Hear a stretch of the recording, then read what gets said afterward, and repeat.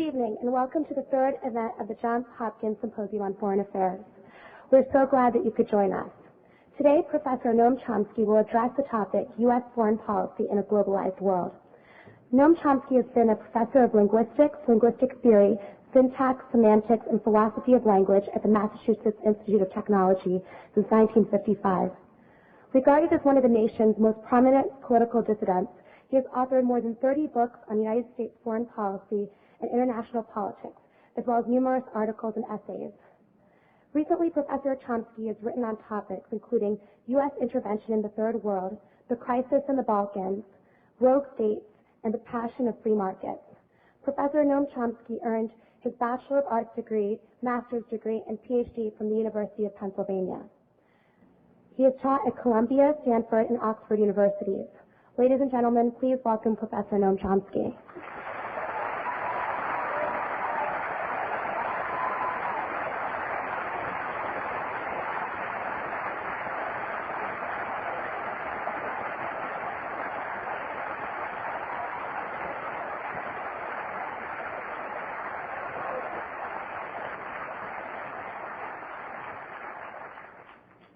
Let's begin with the term globalization. It's conventionally used now to refer to a very specific form of international integration of international society that's been proceeding for about 25 years, extending, recapitulating traditional patterns, but with some important changes as well. The process is sometimes described as a kind of force of nature. There is no alternative. Tina, Maggie Thatcher's famous phrase. Those slogans are convenient for the beneficiaries of the process, but they don't even have the merit of the ritualistic incantations of Marx's iron laws of history, and they can be dismissed. There are many choices available within the existing framework of institutions, and the institutions are no more immutable now than they've ever been throughout history. At every point, we can ask why certain specific choices are made, whether they're the paths that should be chosen, or whether they should then be followed or altered or maybe quite drastically modified. In the past year, the global issues have very largely been framed in terms of sovereignty, meaning the rights of political entities to follow their own course, maybe benign, maybe ugly, and to do so free from external interference. In the real world, external interference means interference by highly concentrated power, the major center, of course, in the United States. This concentrated global power is called by various names, depending on which aspect of the problems of sovereignty and freedom we have in mind. So sometimes it's called the Washington Consensus, or the Wall Street Treasury Complex, Jagdish Bhagwati's phrase, economist at Columbia, or it's called NATO, or the International Economic Bureaucracy, or G7 or G3, or sometimes more realistically G1. And from a more fundamental point of view, we could describe it as an array of mega corporations, often linked to one another by strategic alliances, which administer the global economy. That includes the interchanges that are misleadingly called trade, in a kind of global mercantilism with tendencies towards oligopoly in most sectors, heavily reliant on the state sector to create the dynamic components of the economy, to socialize costs and risks, and to subdue recalcitrant elements. Kind of a mouthful, but I think it's a fairly accurate first approximation to what we might call really existing globalization. The issues of sovereignty and freedom arise in two domains, dramatically so in the last year. One domain has to do with sovereign right to be free from military intervention. Here the questions arise in a world order based on sovereign states. The second category has to do with the right to be free to follow one's own path in the face of socioeconomic intervention. Here the questions arise in the framework of the corporate mercantilism that's linked to state power and the international bureaucracies. And in both domains, for obvious reasons, the dominant role is that of the United States. Both of these kinds of issues have been lively and contentious in the past year. Because of time limits, I'll say only a few words about the military political intervention reluctantly. There's a lot to say about it, and then I'll turn to some comments on the other. With regard to the issue of military intervention and sovereignty, the last year has been quite an interesting and in some ways unusual one. From early 1999, beginning just about a year ago, there has been a remarkable chorus of self-adulation of a kind rarely seen outside totalitarian states, having to do with NATO's bombing of the Federal Republic of Yugoslavia. These are just a few representative quotes from the mainstream and leading figures. This was regarded as a landmark in international relations, opening a new era in which the enlightened states will use force where they believe it to be just, disregarding the restrictive old rules like the UN Charter in favor of modern notions of justice that they will fashion. The enlightened states, we're told, are led by an idealistic new world bent on ending inhumanity, namely the United States, which is now at the height of its glory, opposed only by the defiant, the indolent, and the miscreant, the disorderly elements of the world. That's roughly the worldview within the enlightened states. No particular criterion is offered as to how you join the club, apparently, but it's kind of self-anointed enlightened states. Outside the club, the circle of enlightened states, the picture was quite different. It's kind of interesting that little of it was reported here, but one can find it. There's a very broad range of opinion outside of Europe and the United States. Its main perspective was probably captured rather accurately by Alexander Solzhenitsyn, who gets quoted here when he says the right kind of things, but not this time. He described what he called the aggressors as opening a new era in which might is right. If the protection of the oppressed was their real concern, they could have been defending, for example, the miserable Kurds. He says, for example, because it's only one case, though a rather revealing one. A leading military strategic analyst in Israel described the new era as a return to the colonial era. The use of force is, as in the colonial era, is cloaked in moralistic righteousness.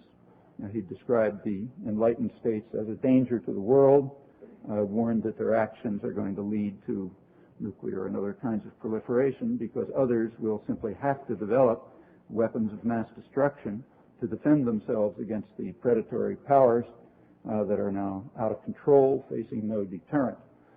Similar views were quite widely expressed throughout a good part of the world, most of it, in fact. Solzhenitsyn's reference to the miserable Kurds is quite appropriate. He was speaking just about at the time when NATO was commemorating its 50th anniversary in Washington last April.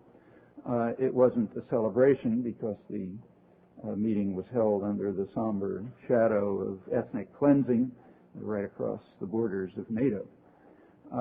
It took rather impressive discipline for the participants in the meeting and commentators on it not to notice that some of the worst ethnic cleansing of the 90s was within NATO, not across its borders, namely in the southeastern part of NATO, where just in the Clinton years, 2 to 3 million people were made refugees, tens of thousands killed, 3,500 villages destroyed. That's 7 times Kosovo under NATO bombing.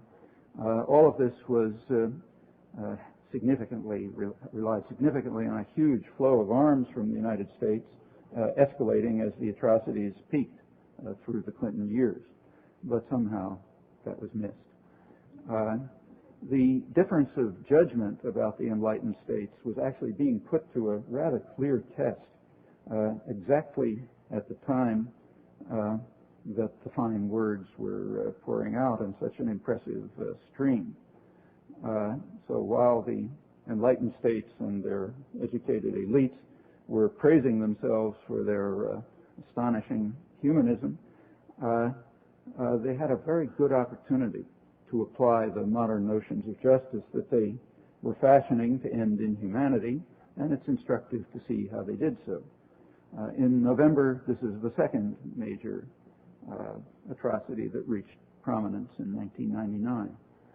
In November 1988, new contingents of the Indonesian commandos, CASAS commandos, who are renowned for their sadism and brutality, and had just emerged from new U.S. training, Operation Iron Balance, in 1998, which was conducted more or less in secret because it was in violation of congressional intention and legislation. They entered East Timor along with about 5,000 new recruits, and in February 1999, they initiated a military operation, Operation Clean Sweep, which was an operation designed to murder, destroy, intimidate, which they did on a vast scale, including major massacres. The most famous of them may be the massacre in Liquisa, where maybe 50 or 60 people were murdered in a church in which they'd taken refuge in April. According to rather credible church sources in East Timor, they had killed about 3,000 to 5,000 people just in the first months of the year, from February through July, more later. And they were giving very clear and explicit warnings, which took a lot of effort to miss, that much worse was going to come after the referendum scheduled for August if the population voted for independence.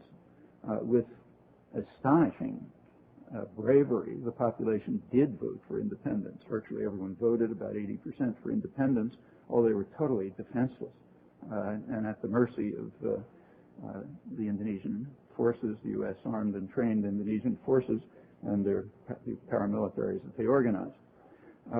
Shortly after that, about 85% of the population was brutally driven from their homes. That's 750,000 people, and the country was mostly destroyed, and 250,000 or so were driven into Indonesian territory, where about 150,000 still remain in concentration camps that have limited access.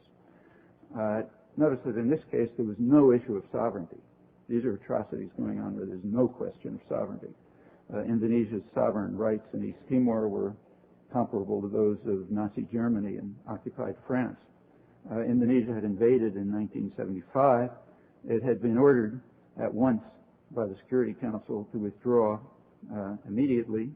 The United States actually voted for that resolution, but it was meaningless for reasons explained by the U.S. ambassador, UN Ambassador Daniel Patrick Moynihan, who wrote his memoirs a couple of years afterwards, and explained in words that should be memorized by anyone who takes their freedom seriously. Moynihan explained that although the U.S. voted for the UN resolution, the State Department wanted things to turn out as they did, and my instructions, he said, were to render the United Nations utterly ineffective in anything it might do, instructions which I carried out, he says, with considerable success. And he describes the success, in fact. He says within 2 months about 60,000 people were killed, 10% of the population. Within a few years, thanks to a new flow of arms from the Carter administration, those numbers went up to about maybe 200,000 or so, something like a third or a quarter of the population. And then atrocities continued in the following years. With constant U.S. diplomatic and military support, Britain joined in 1978 as the atrocities reached near genocidal levels, and has also been arming and training the Indonesian occupying forces since. So their sole claim to sovereignty was that the invasion and massacre, one of the worst of the latter part of the 20th century, was authorized by the United States, which participated in it crucially throughout. And in that sense, it was authorized. But beyond that, there was no issue of sovereignty. In 1999, as I mentioned, the atrocities picked up once again.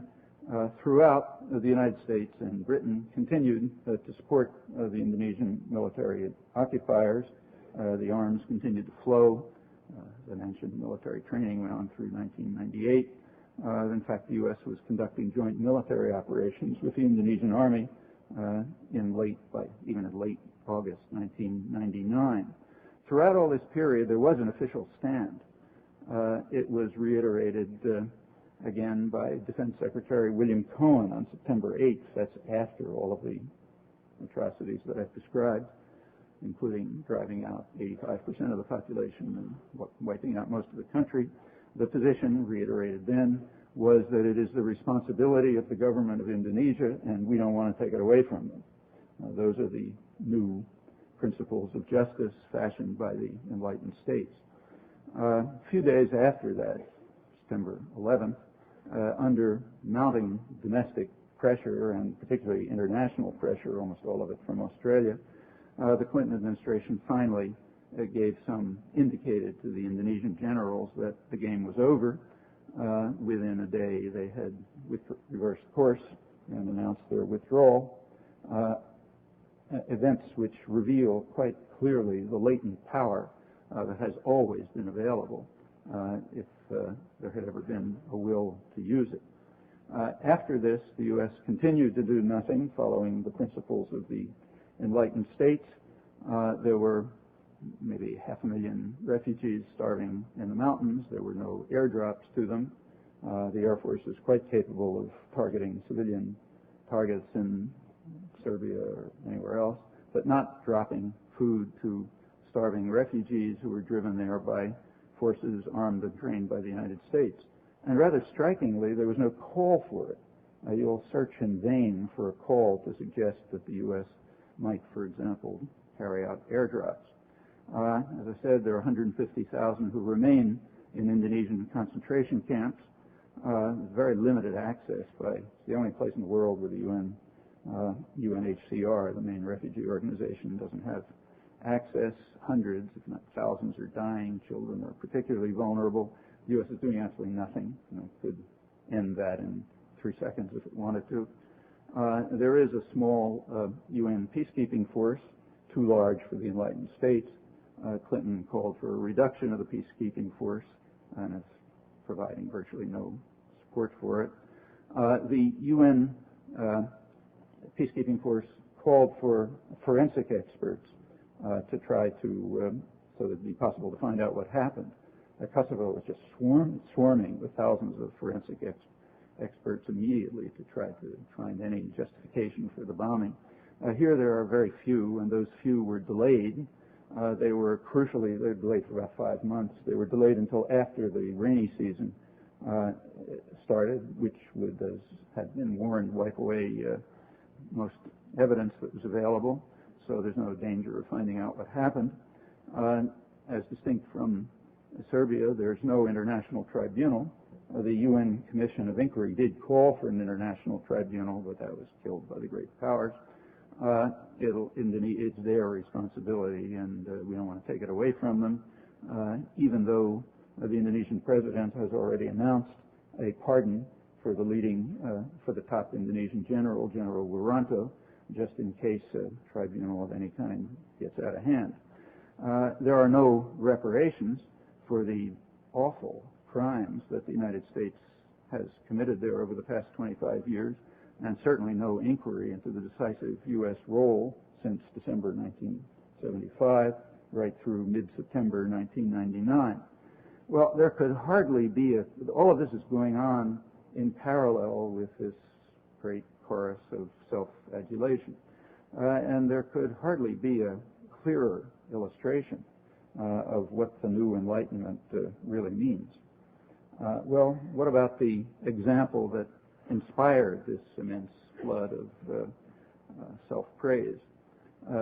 When the bombing began, Clinton and others pointed out that, yes, it's true, sometimes we look away, but when ethnic conflict turns into ethnic cleansing, we must act. There's only two problems with that. One is that the United States, including Clinton, did not look away in Turkey or East Timor or plenty of other places. Colombia is another case right now, and there are many others. Rather, it looked right there very carefully, and it acted decisively to escalate the atrocities. There was no need for bombing. There was no need for sanctions, even threats.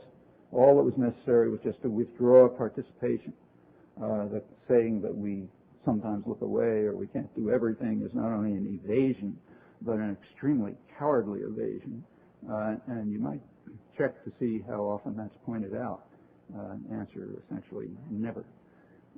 Secondly, ethnic conflict, it's not correct that ethnic conflict turned into ethnic cleansing. Actually, it did, but it did after the bombing. The ethnic cleansing was a consequence, not a cause. That's not a controversial fact. Just look at the data. The evidence was quite overwhelming at the time. A great deal of evidence has been released since then in an effort to try to justify the bombing, which makes the evidence particularly interesting. State Department has produced two substantial collections of documents. The OSCE, the Europe-based international organization, has produced extensive reports. NATO reports are now available. Also the reports of the international monitors, KVN monitors, the UN humanitarian organizations, which were free to go around Kosovo without harassment. They report up to the bombing. All of that evidence is now available. One can look at it.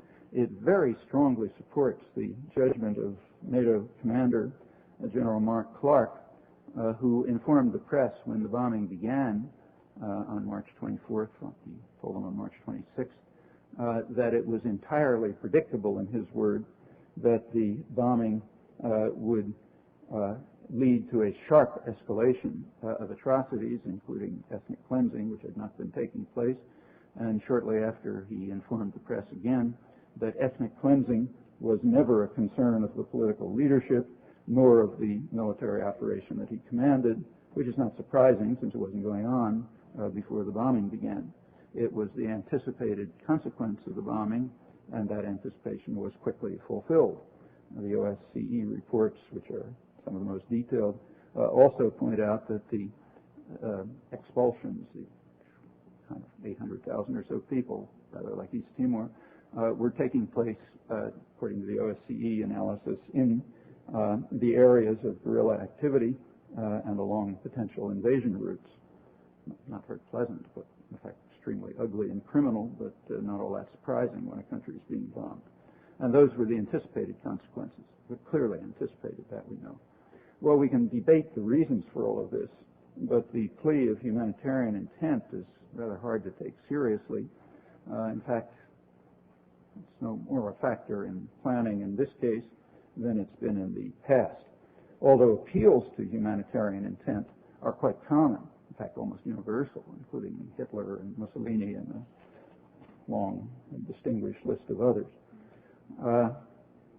Well, let's turn to the second category, questions of sovereignty in the domain of economic and social policy, internally or internationally.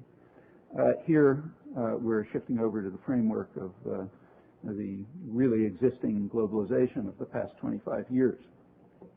Let me begin with a couple of concrete illustrations and turn to the general picture. The illustrations, I think, are representative and instructive, and then I'll turn to the picture in which they find their place. So let me begin with two examples, one from the South, one from the North, conventional euphemism for the imperial and colonial world. So I'll pick the leading state capitalist democracy in each region, first the south, then the north. So the first example is India, leading state capitalist democracy of the south. The government of India has a central statistical organization which puts out annual reviews of economic and social statistics, and they're considered rather reliable. A recent one just came out. It runs through 1998.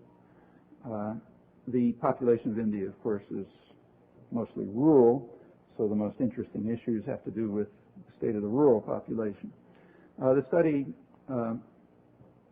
and earlier ones reveal that up until about 1990, it studies three basic things: rural poverty, per capita consumption in the rural areas, and per capita output. General conclusion is that up till about 1990, there was a steady, sometimes sharp decline in rural poverty. There was a sharp increase in per capita consumption in the rural areas, and a steady growth of per capita output. Since 1990, the figures change. Rural poverty has stagnated or increased. Per capita consumption has stagnated or declined, and the rate of growth in the rural sector has been cut almost in half. So what happened in 1990? Well, 1990 is the year when India instituted the so-called neoliberal reforms. It liberalized markets, eased conditions for foreign investors, encouraged export, including agro-export and imports of agricultural and other products, and it cut back in government programs targeting the rural development, infrastructure, health, and sanitation. Basically the Washington Consensus. They didn't go all the way, so they didn't yet financially carry out full financial liberalization. It's widely recognized that that fact saved them from the Asian contagion of 1997-98. Since they hadn't liberalized markets yet, they weren't caught up in it, along with a few other places that also hadn't liberalized: China, Taiwan, Chile. Well, India is considered one of the star pupils of the, held up as one of the great successes of the Washington Consensus, and by some measures that's true. There are beneficiaries, privileged sectors in India, which is a large number of people. They have benefited substantially. Inequality, which was always quite high in India, has increased very significantly. The share of the rural areas in total income has fallen sharply, and remember that's a considerable majority. And other beneficiaries include international investors, corporations, banks, PR firms. In fact, as India liberalized, the first U.S. corporations to move in there in a massive way were the public relations firms, with the reasonable anticipation that if they could control attitudes, then they could also control marketing. That's consequences for the quality of life of the poor majority don't require any comment. That picture is rather typical of what's called the developing world. In Latin America, reduction of the labor share in income has been a consistent effect of the neoliberal reforms. That's been pointed out quite many times. The World Bank, just a few weeks ago, announced that there has been no improvement in Latin America in the past 20 years of neoliberal reforms, after quite significant improvements in the preceding years. Mexico is an interesting case. It's unusually privileged because it's, by the usual standards, because it's integrated into the North American economies, the rich economies, and it's described as separating itself from the Latin American model, according to standard versions. It's even been given a seal of approval just a couple of weeks ago by Moody's, doing so well. Since NAFTA was instituted, wages have fallen about 25%. That follows a sharp decline from 1982, when the neoliberal reforms were instituted. The minimum wage has fallen to about 80% since 1982. Minimum wage entails the wage scale at the lower end, of course. Similar conclusions have been drawn about Africa. There's a recent study by several economists and anthropologists who specialize on Africa, which I'll quote their conclusion. It concludes that the imposition of the Washington Consensus in the early 80s helped to precipitate a catastrophe in which virtually all of the social, educational, and public health gains made in the 1960s and 1970s have been wiped out. That's similar to rural India, Latin America, Russia, since it returned to the fold, and many others. These outcomes are not particularly surprising. They were predictable and indeed predicted, and they're pretty clear consequences of the specific policy choices that were taken in constructing a very specific form of international integration, which happens to be geared to the interests of the designers, not surprisingly, most policies are, and the sectors of power and privilege that they represent. What happens to others is kind of incidental. Well, that's the first example. Largest state capitalist democracy in the South and others in the South. Let's turn to the second example. The richest and most important state capitalist democracy of the North, hence of the world. As in the case of India, I'll make use of a recent publication, this one non-governmental, called The Social Health of the Nation. That's the latest of the annual reviews of that topic by Fordham University Institute, which has been monitoring this for years and the only place that is. The study makes a number of important observations. One of them is familiar. It points out that the standard economic measures are very severely flawed, like gross domestic product, GDP. For one thing, they ignore so-called externalities, that is, costs that don't enter into the market because they're social rather than individual. And these costs are huge, and they're ignored. But worse still, those costs that are ignored actually improve economic health by the conventional measures. So say take pollution, which is an externality. Pollution causes disease, like say cancer, and disease leads to medical attention and medical bills and to hospital construction and so on.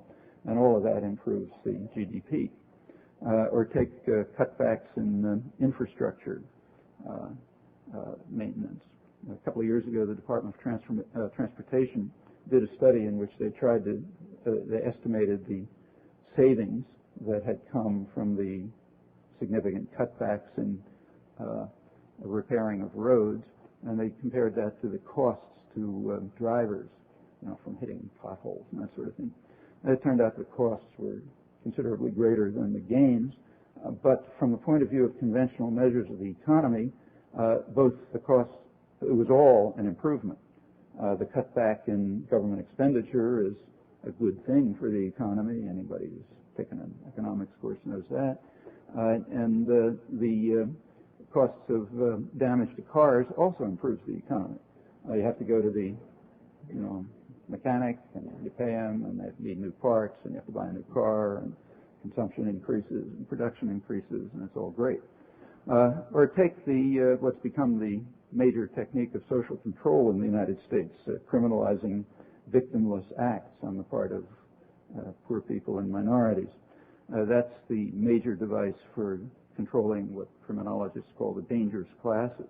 Well, it's a social malady, but it makes a very substantial contribution to the economy, to GDP, prison construction, service. One of the biggest growing service occupations is prison guard and so on. This has reached an astonishing scale in the United States. It's way out of line with any other industrial country, maybe 10 times as high, just in the last 20 years, this same period.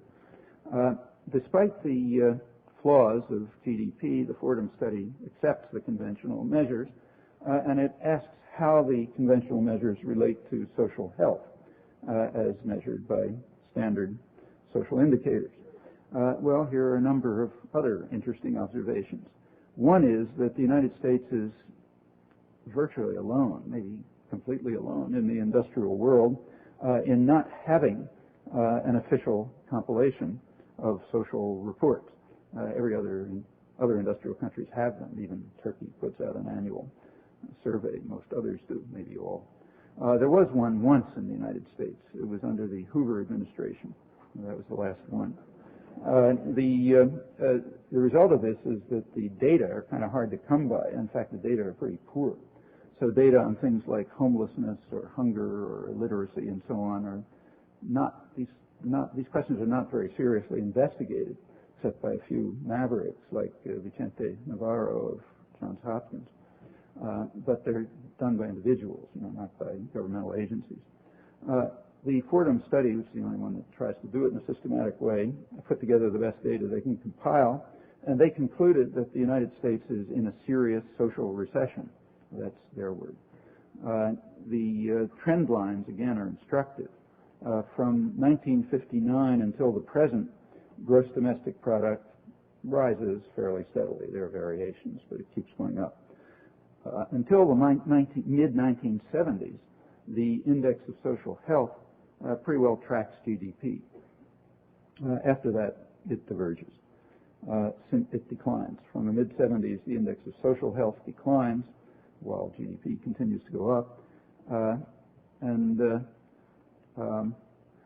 It's actually declined by now to below the level of 1959. Well, you can raise various questions about the data, but the tendencies are pretty clear, and they're also illustrated by other measures. So take again minimum wage, which is quite an important measure, remember, because that has to do with the wage scale throughout the whole lower end of pay. Minimum wage tracked GDP, the growth of the economy, up until about roughly 1970, that same period.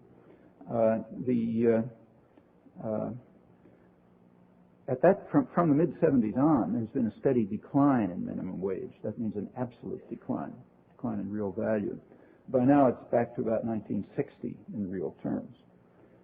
Meanwhile, productivity has, of course, continually increased. If the minimum wage had continued to track productivity increase, as it should, at least, then it would be about twice what it is now, roughly $12 an hour.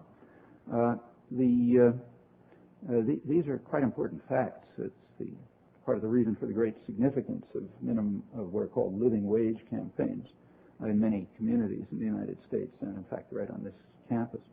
That has to do with this astonishing fact that I've just mentioned.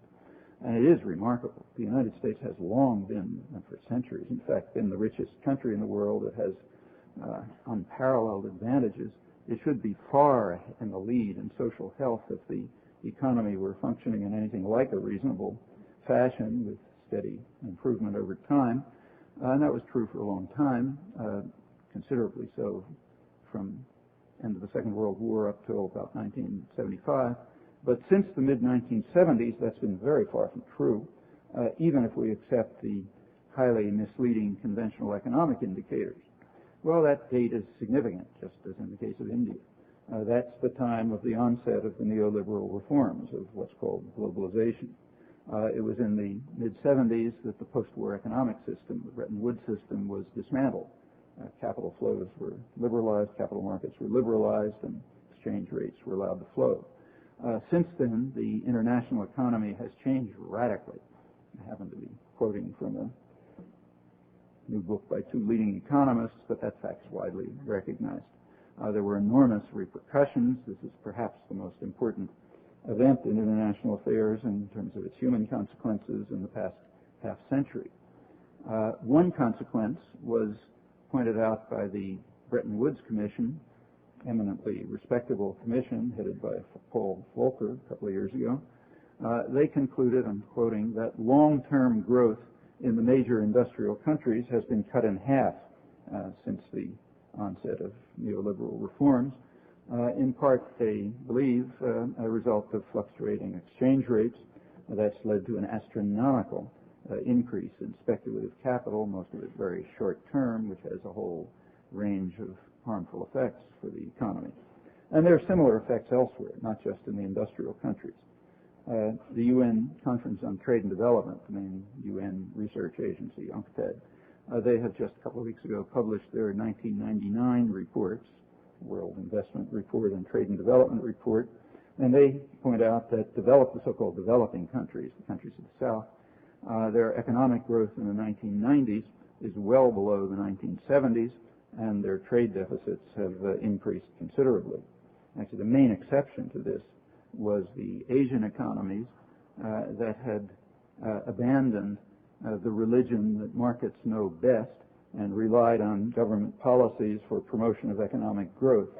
I'm quoting Joseph Stiglitz, the chief economist of the World Bank, recently retired. He lists a variety of programs that were crucial to this their growth, which did separate them from the rest of the international economy. And these are programs that were also followed by today's rich countries during the days when they developed, including England and the United States and to the present.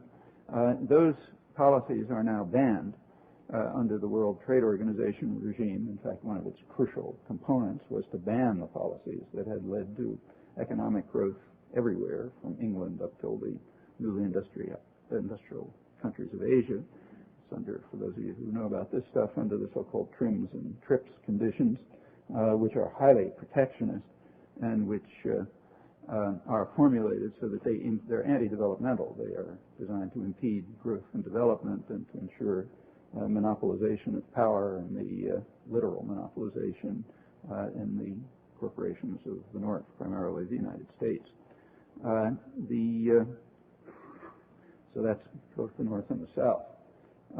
The financial liberalization in the mid-1990s in the Asian societies, South Korea and others, is very widely recognized to be a factor, maybe a major factor, in the financial crises that spread through the region and, in fact, the world shortly afterward. Contagion effects were very severe. Notice that these effects are sort of like pollution. That is, they're externalities. They're not considered by risk analysts. If you're a risk analyst for a corporation, you don't take into account what's called systemic risk, the threat of contagion to the whole society. That's not your business.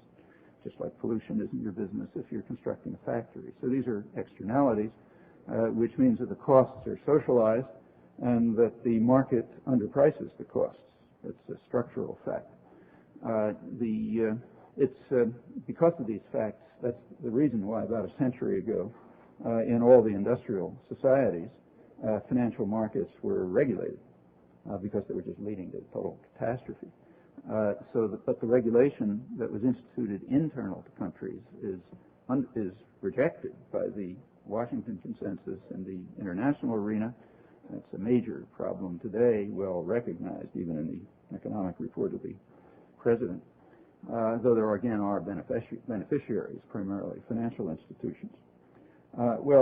The tendencies described by the Volcker Commission and UNCTAD are also discussed in a lot of technical studies. There's variation. One can't be certain about anything as poorly understood as the international economy, very poorly understood. But it's reasonably clear that the dismantling of the Bretton Woods system in the mid-70s led to a decline in deterioration of virtually all macroeconomic indicators. Growth of the economy, growth of productivity, capital investment all slowed. Interest rates are far higher, which slows the economic growth and also fluctuate much more, increases instability, undermines investment. Financial crises have increased with severe human cost. Wages have stagnated or declined while workloads have increased. That's particularly striking in the United States, where real hourly wages for the majority of workers, non-supervisory workers, are more than 10% below what they were in the mid-70s, which is kind of astonishing. This usually continually goes up. And the workload has increased to the highest in the industrial world. Global inequality has greatly increased. That's well known. The most dramatic figures are not among countries, rather within the global population.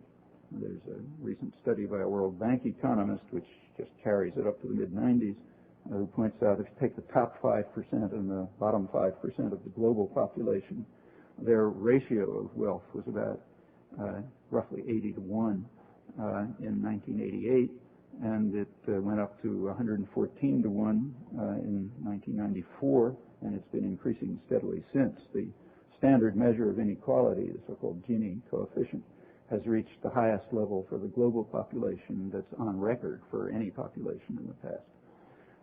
The beneficiaries of this system commonly argue that it doesn't really matter very much if if inequality grows since the economy is raising all the boats.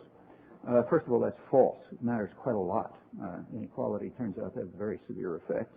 But apart from being false, it's irrelevant because most of the boats are sinking or barely staying afloat by paddling a lot harder. The period pre and post mid-1970s is quite commonly called by economists, many economists call the earlier period up to the mid-70s a golden age of very high growth and increase of social benefits and so on, followed from the mid-70s by what they call a leaden age. That's true even by conventional measures. The steady improvements that should be expected as a matter of course have either slowed or reversed, apart from highly privileged sectors, which in the rich countries is a lot of people. Not the majority, but a lot. The situation is much worse if you look at measures that matter for human life, like the social indices, index of social health, and much worse when you look at the poorer countries. Well, there are a number of crucial indices that aren't discussed in the Fordham study. Let me mention a couple. One of them is insecurity, which results from what's called technically labor market flexibility. The World Bank a couple of years ago in a development report pointed out that, I'm quoting, labor market flexibility has received a bad name as a euphemism for pushing wages down and workers out. Actually, it's received that bad name because that's exactly what it is. But they say that nevertheless, despite the bad name, labor market flexibility is essential in all regions of the world. The most important reforms involve lifting constraints on labor mobility and on wage flexibility and breaking the ties between social services and labor contracts. That last phrase means dismantling the improvements in the quality of life that have been won over many generations of hard and bitter struggle. That has to be reversed. When they talk about increasing labor mobility, they're not referring to the foundations of free trade theory as described by Adam Smith, who pointed out that free trade is based crucially on free movement of labor, free distribution of labor. They're not calling for that. That's out of the question. What they mean by increasing labor mobility is increasing the possibility of kicking people out of their jobs. When they talk about increasing wage flexibility, they mean flexibility down, not up, except for a small number of people where it goes way up. The importance of all of this is quite widely recognized. Alan Greenspan, his testimony about the economy to Congress, pointed out that greater worker insecurity, his phrase, greater worker insecurity, he said, is an important factor in the health of the economy. It keeps inflation down. It's the most important thing for banks and so on. And the reason it keeps inflation down is because workers are just afraid. They're afraid to ask for wages and benefits while profits continue to soar to heights that are described as dazzling and stupendous. Actually, the business press has run out of adjectives years ago. And all of this improves the health of the economy by a certain criterion. How do you achieve all these beneficial results? Well, one is flexibility of labor markets, that is the threat of firing. But there are other measures. So take, say, NAFTA. One effect of NAFTA, which was studied by a good labor historian, Kate Bronfenbrunner, Cornell, in a study that was carried out under NAFTA rules because of labor opposition to what was happening, she had discovered that the threat of job, since NAFTA, the threat of job transfer has been used to break organizing efforts in about 50% of cases, which is quite high. and that when organizing efforts nevertheless succeeded, the number of actual transfers tripled after NAFTA, but of course in the mobile industries like manufacturing, not construction. Well, all that's illegal, of course, but it doesn't make any difference. I mean, when there's a criminal state, it doesn't make any difference if actions are illegal. State corporate collusion in criminal activities has other beneficial effects for the economy. So during the Reagan years, illegal firing of union organizers went up very fast, about tripled. Also, industrial accidents went up very fast, almost doubled, because the OSHA regulations simply weren't enforced. And that helps the corporate sector. So this was actually reported in some detail in Business Week, only place I've seen an account. All of this helps destroy unions, and destroying unions leads to the essential reforms, namely increasing labor market flexibility with all of its good consequences. Apart from everything else, there's a kind of a psychic effect, which is probably hard to measure, but it's undoubtedly severe to loss of security, and I suspect that it's finding its way into the social indicators. So, for example, into indicators like the sharp increase in child abuse or child poverty, which is unusually high in the United States and is a form of severe child abuse. Well, there are other important effects of the contemporary form of globalization instituted by state corporate power in the past 25 years. One significant aspect is undermining popular sovereignty and substantive democracy, and that's very significant and understood. The Bretton Woods system, instituted by the United States and Britain primarily in the mid-40s, was based on regulation of exchange rates. They can fluctuate a lot, and also permitting countries to restrict capital flow. And there were very good reasons for that, and those reasons were explicit. They were explained and are well understood. The reason is that if free capital flow is allowed, that creates what's called a virtual parliament of concentrated global capital, which can exercise veto power over national policies that it considers irrational. It can exercise veto power simply by the threat of capital flight, which is unsustainable and leads to depression and so on. Well, what kind of policies are irrational? Essentially those that help people rather than profits. So labor rights, education, health, stimulating the economy, those things, they can be vetoed by the virtual parliament if capital flight is free. And that was understood, very clearly understood.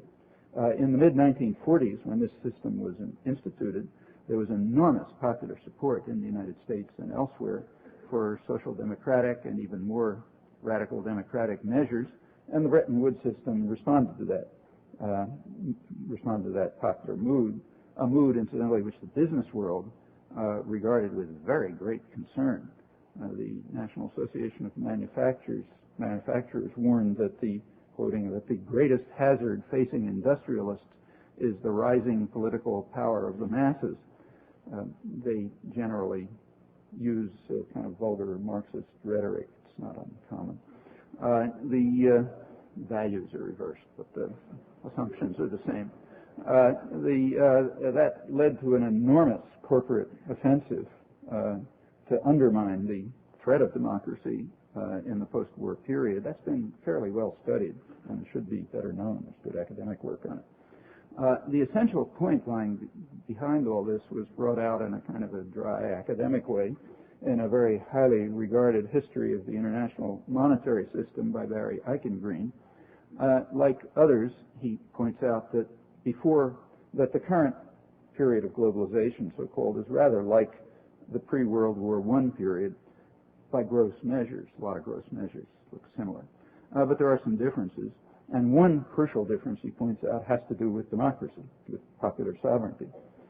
Quote him. Pre-World War I, government policy had not yet been politicized by universal male suffrage, the rise of trade unionism, and parliamentary labor parties. So therefore, the very severe human costs of what's called financial rectitude that are imposed by the virtual parliament, it could be transferred to the general population who were defenseless. But that luxury was no longer available in the more democratic post-World War II period, and therefore at Bretton Woods, limits on capital mobility substituted for limits on democracy as a source of insulation from market pressures. That captures it pretty accurately, I think. There's also a corollary, namely dismantling of the post-war economic system since the mid-70s has led to a significant attack on substantive democracy, which in fact has happened, not only in the industrial countries, but rather strikingly in the South. There, the effect is enormous. In fact, for about half the population of the South, the developing countries, so-called, they don't even have control over national economic and social programs. Those are designed by the international bureaucracy under conditionalities imposed by the IMF, which are related to the so-called debt. I say so-called because the debt is not a simple economic fact. In large measure, it's an ideological construction. Looks quite different when you view it as an economic fact. I'll explain what I mean if you like, but wait, so I'll stop. The principle of, let me finish with a final example, the principle of undermining popular sovereignty extends much more deeply than this. A lot of general popular discontent about what's going on was revealed rather dramatically and importantly at Seattle, and probably will be again in Washington in a couple of weeks. But the basic issues were, in my opinion, brought out much more clearly and sharply in Montreal in late January. In Montreal, there was an international conference in late January to try to reach what's called a biosafety treaty, biosafety protocol. Quote from the New York Times, so you know I'm not misleading you. According to the New York Times account, a compromise, rather ambiguous compromise was reached after intense negotiations that often pitted the United States against almost everyone else. What was at issue is what's called the precautionary principle. The European Union, which was on the other side, which is why there was a compromise. If there's only the third world on the other side, they just get smashed. But in this time, there were two power blocks opposing, so there was a compromise. The European Union defined the precautionary principle like this. Countries must have the freedom, the sovereign right, to take precautionary measures with regard to genetically altered organisms that they feel might be harmful. That means seed, microbes, animals, and crops. The United States opposed that. It insisted on the World Trade Organization rules, which are, quoting, an import can be banned only on the basis of scientific evidence, usually called sound scientific evidence. Whether there is sound scientific evidence will be determined in a secret panel by representatives of the corporate world. So in brief, and this is the fundamental principle of the World Trade Organization. The principle is that people must be denied the right to say, I don't want to be an experimental subject. Actually, some of the uglier chapters of the history of medicine have to do with the denial of that right to defenseless people, to slaves, to poor women, to ethnic minorities, and so on. But that has recently changed. Now, at least in principle, it's necessary to get consent forms before you carry out experiments with human subjects. So, for example, if, say, somebody from the Johns Hopkins Medical School walks in here and says, look, you guys are going to be experimental subjects in an experiment I'm carrying out where I'm going to give you some new drug, or I'm going to stick an electrode in your brain or something or other, and see what happens. According to present rules, you're allowed to say, no, I'm sorry, I don't want to be an experimental subject. But according to World Trade Organization rules, you don't have that right. You would first have to provide sound scientific evidence to be judged in secret by a panel of corporate representatives that the experiment is going to harm you. And unless you can provide that evidence, you must be an experimental subject. Okay? You have no right. That's the rule. And that was the issue. And for the general population, that right has to be abrogated. That is, they must be experimental subjects so that U.S.-based corporations can achieve dazzling profits thanks in large part to very large public subsidies and the protectionist devices that are also a crucial part of the World Trade Organization regime. Actually, these same issues, if you think them through, arise with regard to the so-called externalities that are dismissed. So unless there is sound scientific evidence that environmental or ecological effects are harmful, then the population of the world must be experimental subjects, as well as future generations that have no vote in the market. That is, international conventions must be kept as weak as possible and ignored as much as possible, unless you can provide sound scientific evidence that you experimental subjects are going to be harmed. You don't have a right to say, I don't want to try. You know? That's again a crucial principle based on the underlying principle that the rights of people are incidental and the rights of profit and power to highly concentrated private tyrannies, which unaccountable private tyrannies, which what they are paramount. Those are supreme values, often disguised as trade, but that's not the issue. Well, there are, of course, beneficiaries to all of this, to these specific forms of socio-political and economic organization that are misleadingly called globalization. Among the beneficiaries are those conducting the experiments and relying on the concentration of power to impose them on others. Included also are those who are writing in praise of the institutional structure, its policies, its leaders, just as they're also praising the leaders of the enlightened states for their virtue and magnificence. The beneficiaries include most of us and the circles in which we spend most of our lives. And for the same reasons, we have unusual power. That power provides opportunities, it offers choices, and we can hardly fail to understand that the choices we make will have very substantial human consequences today and for future generations.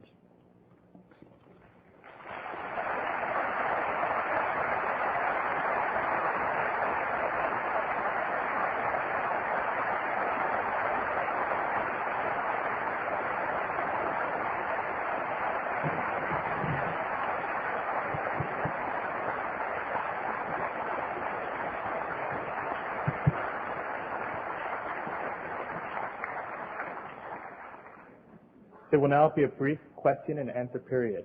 We ask those of you with questions to form a line behind the microphone in the front of the auditorium on this side, and to please return to your seats once you've asked a question. Thank you.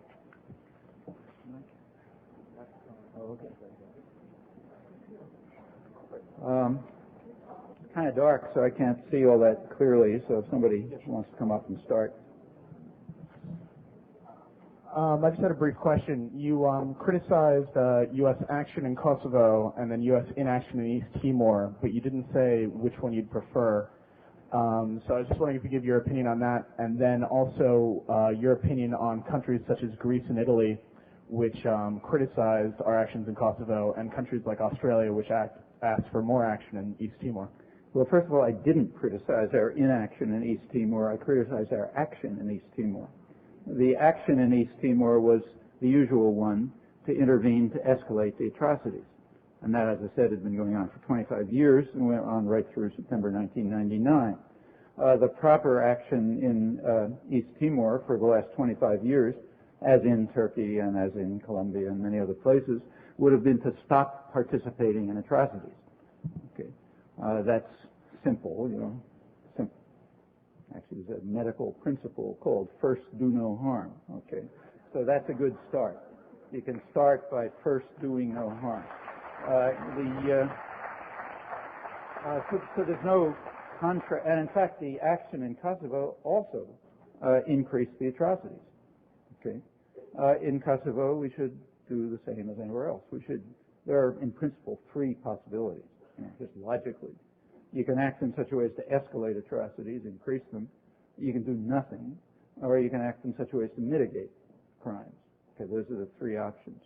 Well, in both cases that you mentioned, we acted to increase the atrocities. I think that's wrong. Okay, what should have been done in Kosovo? Well, you know, here you have to speculate about things that we don't know for certain. Kosovo was a pretty ugly place before the bombing. According to the last report, there was no changes going on. It was a steady low level of violence. It was actually described in the weekly and monthly reports that are coming along, and as I say, there's a lot of evidence about this. I have an article about it if you're interested, reviewing the recent data. The latest UN report, right before the bombing, estimated about more than one violent death a day, which is not pleasant, not, unfortunately pretty characteristic of a lot of the world. And they also, and mixed, kind of a mixture of Albanians and Serbs being killed. I was rather surprised at the distribution. They also described the typical cycle of violence. Typical cycle of violence was KLA guerrilla attacks, mostly from across the border, attacking Serb civilians and policemen, then what they call a disproportionate Serb response, and then more guerrilla attacks. That was the regular cycle, and it was kind of steady, nothing changing. That all changed sharply with the withdrawal of the monitors and the bombing. Then it went way up. What were the alternatives? Well, a lot of alternatives. I mean, for example, one alternative would have been, instead of withdrawing the monitors, who had free access, as they say, increasing the number of monitors. So suppose that the monitors were increased instead of withdrawn. Well, good chance that would have reduced the level of atrocity, certainly wouldn't have increased them. Could that have been possible? Well, sounds likely, at least. The Serb parliament strongly protested the withdrawal of the monitors right away and called for their return. Well, were they lying? Who knows? I mean, NATO didn't want to take a chance, so they didn't follow that. But that means there was at least a possibility that the monitoring could have increased. Were there diplomatic options? Well, it looks like it. I mean, the NATO at the very end, after there had been a pretty large agreement on a settlement, added some new demands which were completely unacceptable and known to be unacceptable. It was known that they would be rejected. And they were added right at the end as an ultimatum. And NATO didn't care about them, and we know that they didn't care about them because they withdrew them as soon as the bombing started, and they're not in the final agreement. Okay, so one possibility would have been to withdraw the demands that were introduced to ensure that there wouldn't be a diplomatic settlement, and to pay some attention to the Serb proposal. There actually was one. It was never reported in the United States, just as the NATO ultimatum was interestingly never reported until after the whole war was over. Everyone knew about it. The newsrooms knew about it. The actual settlement happens to be a compromise. Both sides gave up their more extreme demands and compromised on things they didn't want. So could that settlement have been reached without the bombing? Well, can't know for sure, but it certainly made sense to try. So yeah, it looked as if there were alternatives, but NATO wanted the bomb, especially the U.S. and Britain. As for Greece and Italy, it's a mixed story. Greece was strongly opposed. Italy, it's tricky. Officially, Italy supported it. And the Italian media were almost 100% in support. I happened to be in Italy for a month last November, and I did a lot of speaking about this, and it was kind of interesting. It's kind of like here. The educated sectors and the media were strongly in support. The population was very mixed, and in fact, in discussion, usually turned out to be opposed, which is not unlike here.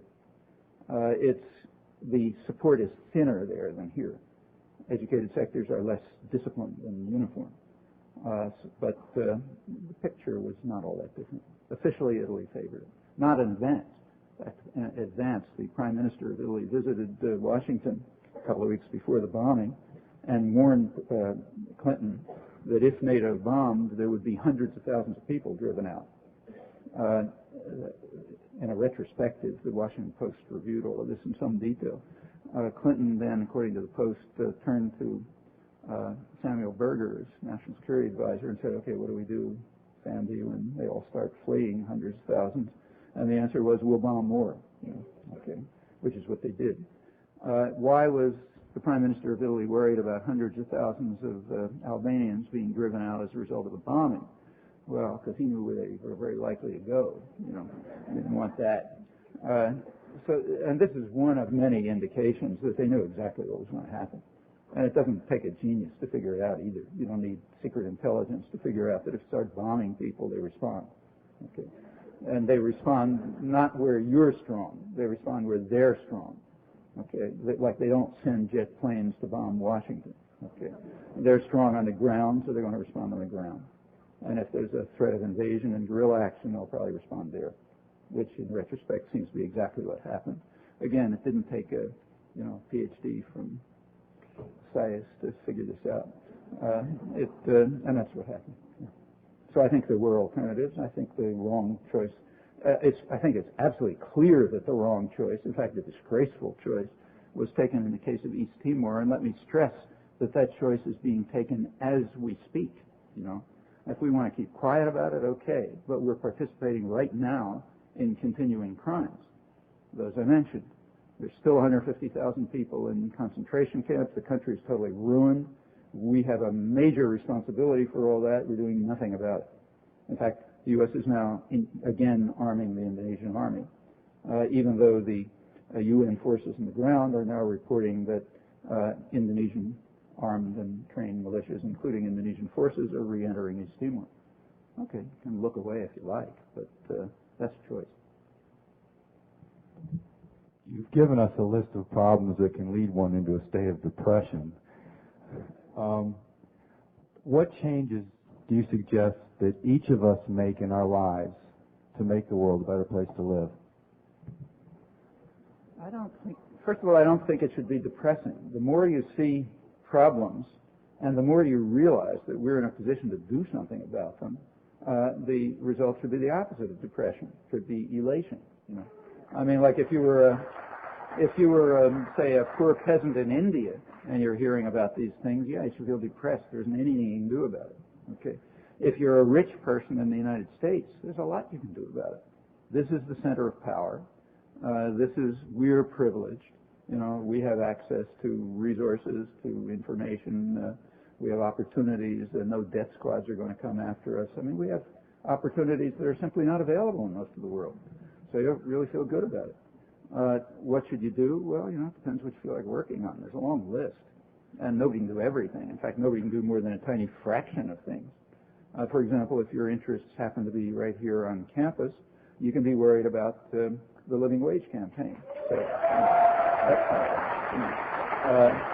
if your interests are somewhere else, you can think about those things. There's no shortage of opportunities. There's just a shortage of will. Well, now that we've covered what we as individuals can do, what would you suggest that we as a state, as a people do? Do you suggest going back to Bretton Woods? Do you suggest repegging our currency to the gold standard? What do you suggest doing? So what would be the proper way to deal with one specific problem, namely what's called reforming the financial architecture? Okay, I mean the unregulated financial architecture is pretty widely recognized as a kind of a disaster, and that involves two things. One aspect is what you described, the exchange rate variations. The other is the free flow of capital. Okay, and they call for different answers. With regard to fixing up the exchange rate fluctuations and so on, there's a lot of substantive proposals around, pretty well and free flow of capital, within the framework of existing institutions, so very conservative modifications of existing institutions. And they've been around for a long time, like, for example, the Tobin tax, which was suggested by James Tobin, Nobel Prize-winning economist, about 25 years ago. So he suggested a small tax on international transactions, which would, as he put it, sort of throw sand in the gears. That is, make it expensive to carry out speculation. By now there's something like close to $2 trillion moving up and back a day in just plain speculation against currencies and so on. And most of it is extremely short term, like about 80% of it has a return time of about a week, and most of it hours or even minutes. And if that was very slightly taxed, it would slow it down. Well, taxing it requires cooperation. Like, one country can't do it. If any of the big countries decides to break the rules, it's finished. then everybody breaks the rules. But cooperation is not unknown on some things, like when they feel like bombing Serbia, for example. So that's a possibility, and there's a whole array of proposals like that. That's one. I mean, if you want to list, there's a kind of there's a couple of, instead of my running through examples, I'll just mention some literature. There's the recent book that I quoted from is John Eatwell and Lance Taylor, called something like Global Finance or something. Just came out a couple of weeks ago, I think, Oxford or Cambridge. And they propose a couple of concrete ideas, conservative ideas, world financial administration, a bunch of other things. There's a book by an American University economist, Robert Blecker, called Taming Global Finance. It was published by the very good economist, published by the Economics Policy Institute about a year ago, running through the complete failure of models for financial markets, all of which were a total disaster, and making some substantive and interesting proposals. So on those things, there are a lot of ideas. On the further question of, say, allowing regulation of cutting back financial flows, that's really not a matter of financial architecture. That's a matter of World Trade Organization rules and the whole demand for financial liberalization. And it's part of a bigger story. So one big part of the World Trade Organization is what's called the TRIMS measures, is banning of virtually all the measures that were used by currently industrialized countries to get to that state, and by the newly industrialized countries of Asia also used it. This is all kind of measures on controlling investment flows and capital flows, like requiring, say, local content or technology transfer or directed investment or strategic investments or industry protection and so on.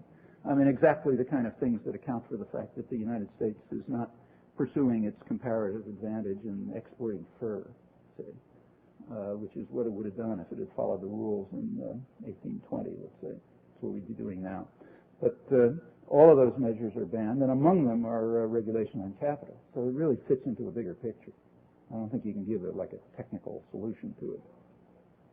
Okay, you have to ask about revising this whole framework of international economic agreements, which are mislabeled trade. Most of this has almost nothing to do with trade. Right? This has to do with freeing investors and lenders to do anything they feel like, no matter what the consequences. That's not trade. I mean, in fact, even the things that are called trade are extremely misleading, like transfers across borders of objects, like an automobile part. That's called trade, right? But if you look at those transfers, since transnational corporations are not monitored, there was a UN monitoring agency, but it was killed mainly under U.S. pressure, so we don't have a lot of evidence. But there are studies, and the standard estimates, say from the Brookings Institute, are that maybe on the order of 70% of cross-border transactions are centrally managed, either intra-firm, within a single firm, or else through outsourcing arrangements, which are basically centrally managed to cut back costs and benefits and so on. And their guess is maybe 70%, so, maybe it's off by 20% in one or another direction. But that's a big piece of what's called trade, and that's not trade in any meaningful sense. That's corporate mercantilism. And when you add on to that strategic alliances, like today, if you read the financial press, GM's apparently buying up a big piece of Fiat, okay? And there are all kind of interactions in all parts of the economy. You add up all of those things, what's called trade is, it's not a big phenomenon. There are interactions of all kinds, a lot of them cross borders, but they're not trade in any economically meaningful sense. Remember, every business firm, like even a mom and pop grocery store, is a market imperfection. Okay, that's a firm is defined in economic theory as a market imperfection introduced to deal with transaction costs. Okay, and the sort of theory is that the imperfections, the firms, are kind of like little islands in a free market sea. But the problem with that is that the sea doesn't remotely resemble a free market, and the islands are bigger than the sea. so that raises some questions about the picture. But these market imperfections, like a firm or a transnational corporation or a strategic alliance among them, this is a form of administering interchanges. And there's a real question about whether we want to accept it. I mean, why, for example, should the international socioeconomic system, or for that matter, our own society, be in the hands of unaccountable private tyrannies? That's a decision. It's not a law of nature.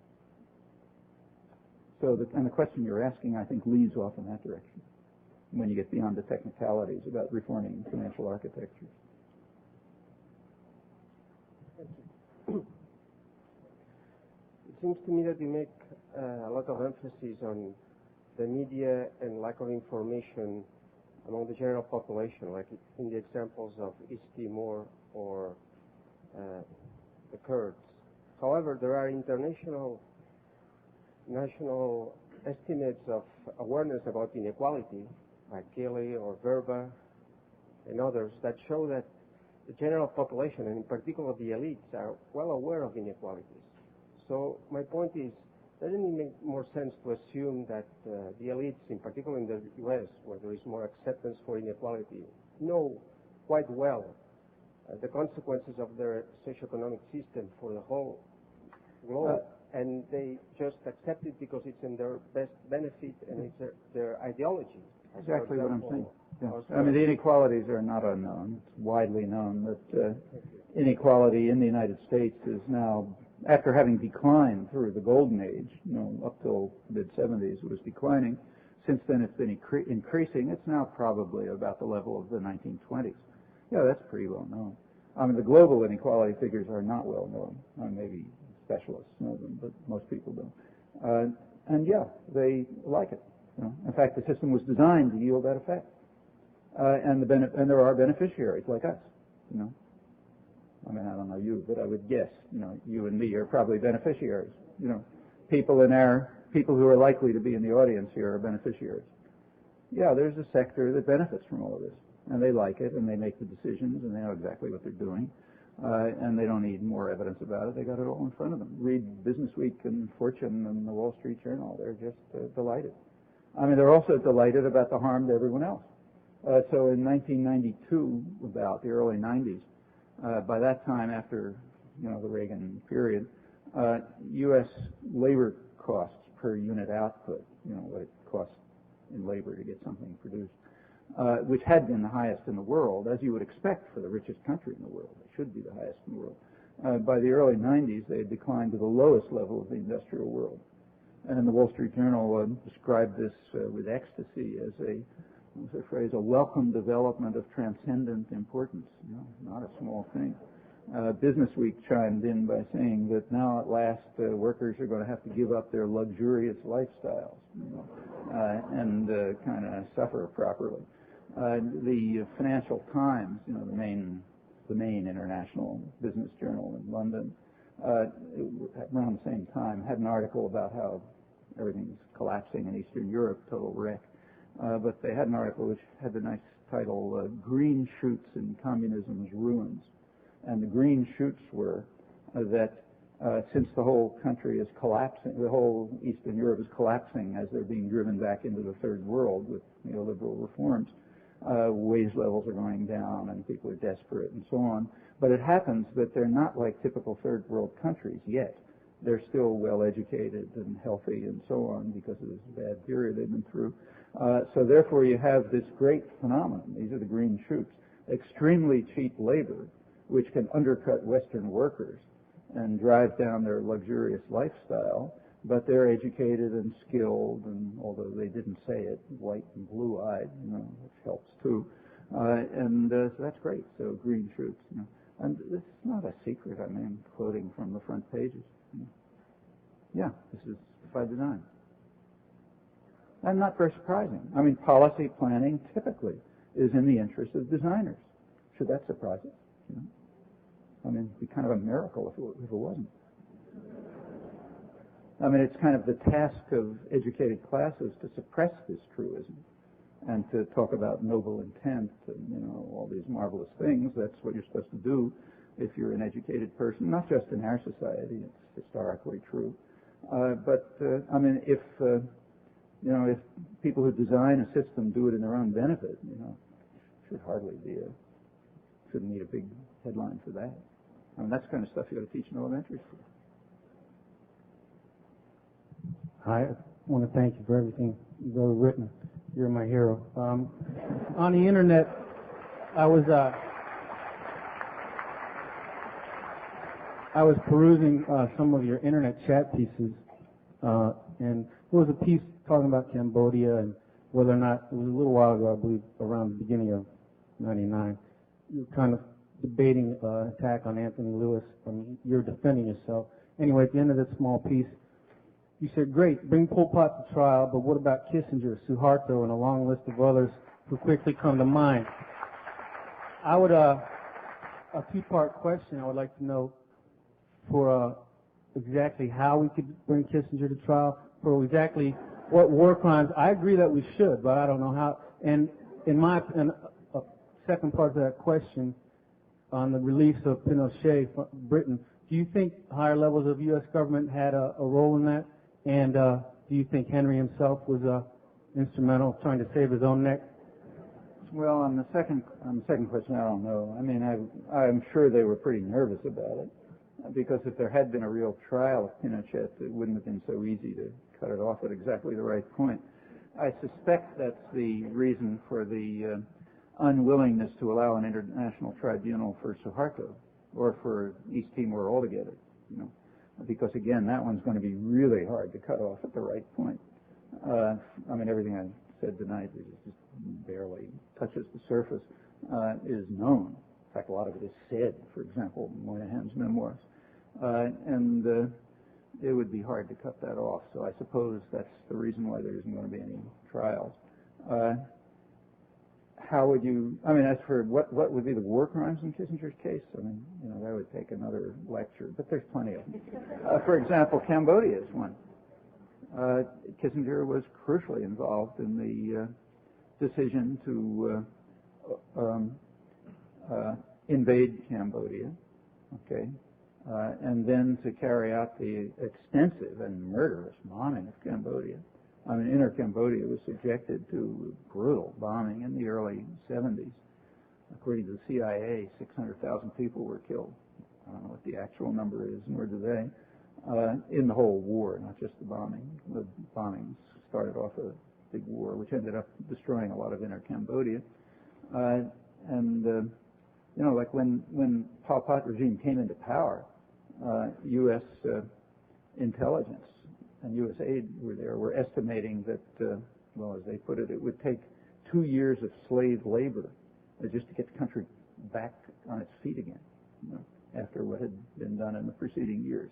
Well, it's not all Kissinger, but he had a big part in it. He also had a very big part in similar things that were going on at the same time in Laos and South Vietnam. I mean, South Vietnam was being massacred in 1969. The U.S. war in Vietnam was mostly against South Vietnam. That's not admitted here, but that's true. Just as much as the Russian invasion of Afghanistan was against Afghanistan. The way they put it, it was defending Afghanistan, but you know, don't bother laughing at that. The U.S. war in Indochina was primarily against South Vietnam, and it picked up steam extensively in 1969 in what were called the post-Tet accelerated pacification campaigns, with intensive bombing, murderous counterinsurgency pacification operations, and nobody knows how many people were killed. In Laos, the major bombing of Laos had been going on, but it really picked up when Kissinger got in. In fact, what happened is that they were sort of forced into peace negotiations with North Vietnam. So the planes were free, and they were shifted over to bomb Laos and Cambodia. Large parts of Laos were just wiped out. I mean, to this day, there are hundreds or maybe thousands of people a year being killed just from unexploded ordnance on the plain of Jars alone, you know, one area of northern Laos, which is littered with unexploded ordnance from those years. That one I know pretty well. I interviewed refugees from there back in 1970 when they were being driven out for the first time. It was just horrendous. And they're still dying. The people who want to do something, you can do something about it. There are mine-clearing groups there from Britain not from here. You know. We bomb, and we leave unexploded ordnance, but we don't clear it. In fact, the British mine clearing experts have complained that the Pentagon won't even give them instructions on how to defuse the ordnance, which is endangering them. Well, all that's known. In fact, you can even read about it in some detail in the Wall Street Journal. However, in the Asian edition of the Wall Street Journal, they didn't print it in the American edition by their top Asia hand, Barry Wayne. So those are things, you know, that's all of that's part of Kissinger's act, but it's only the beginning. Chile was another case. Another case, and it's a long story, I don't want to go into it in detail, but another case is what's called here the Middle East peace process. I mean, the Middle East, well, Kissinger had a big hand in that.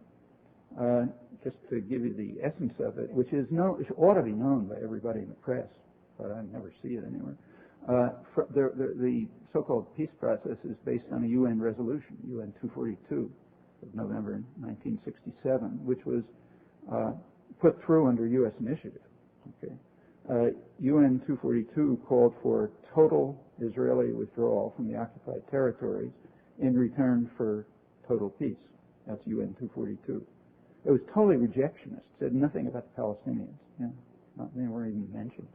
But it was an agreement among states. Israel withdraws to the borders from before attack, and in return it gets full peace. Well, that was U.S. policy right up until February 1971. In February 1971, the president of Egypt, Sadat, accepted it.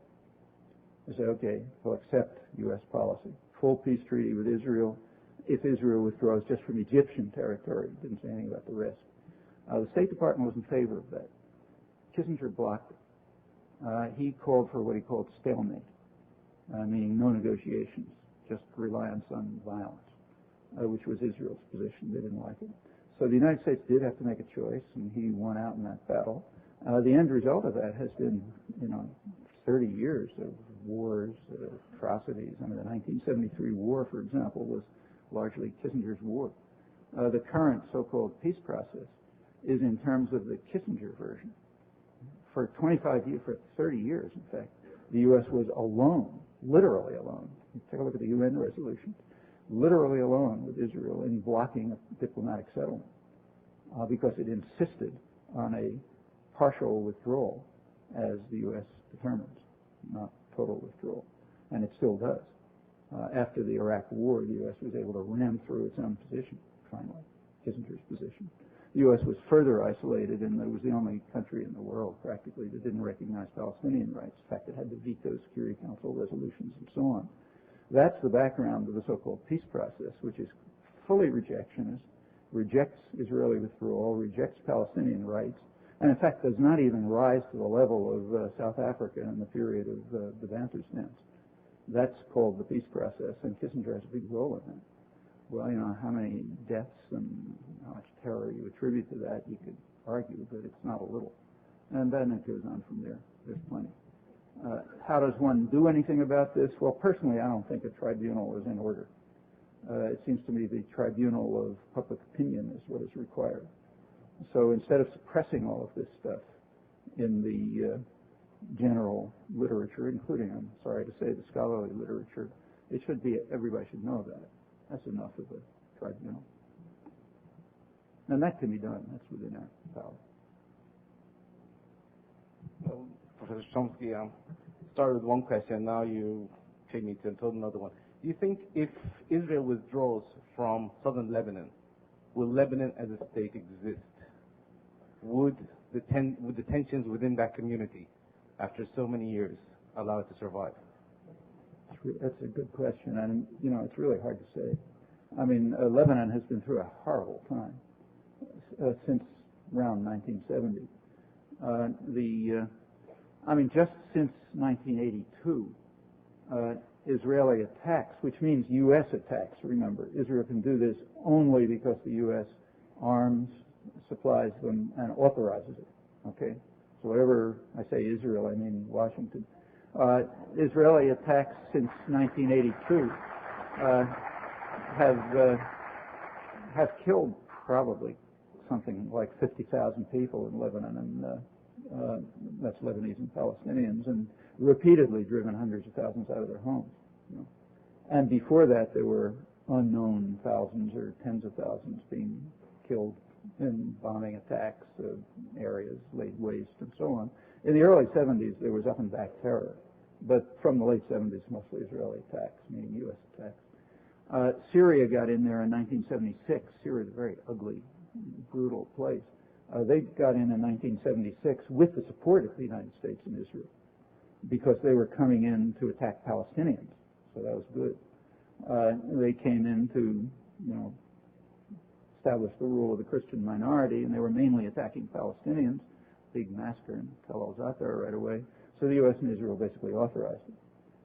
After the Gulf War, George Bush again authorized Syrian, domination of Lebanon as a kind of quid pro quo for their taking part in his Gulf War. And Syria's there. There's no doubt about it. That's not good for Lebanon. In fact, horrible. If Israel pulls out, well, that'll eliminate one problem, Israeli occupation of the South. And that means constant attacks further north because they go on all the time. And Israel is, in fact, required to leave by a 1978 Security Council resolution, which, again, the U.S. signed but nullified. So it doesn't matter. But that leaves the society with plenty of internal problems. Confessional problems, conflicts, breakdown of infrastructure, massive corruption, unbelievable corruption, huge problems. Whether they can pull themselves out of it, I don't know. We could help, instead of harming, but whether we could help enough to help it make it work, I don't know.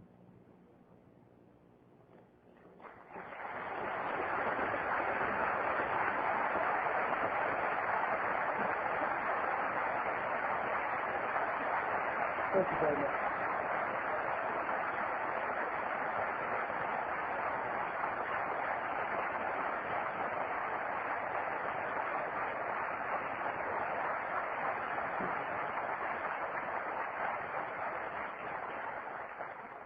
On behalf of the symposium, we'd like to thank Professor Chomsky once again for his wonderful presentation. Thanks as well to all of you for attending our program this evening, and a special thanks to those of you who traveled from other parts of the city and other parts of the state to be with us tonight. We hope you can all join us for our next event, which will be this Wednesday, March 15, right here in Shriver Hall. Our guest will be Senator George Mitchell, a former majority leader of the U.S. Senate and the chair of the peace negotiations in Northern Ireland. We invite you now to a brief reception for Professor Chomsky upstairs in the Clipper Room. Thank you once again for coming, and have a pleasant evening. Thank you very much.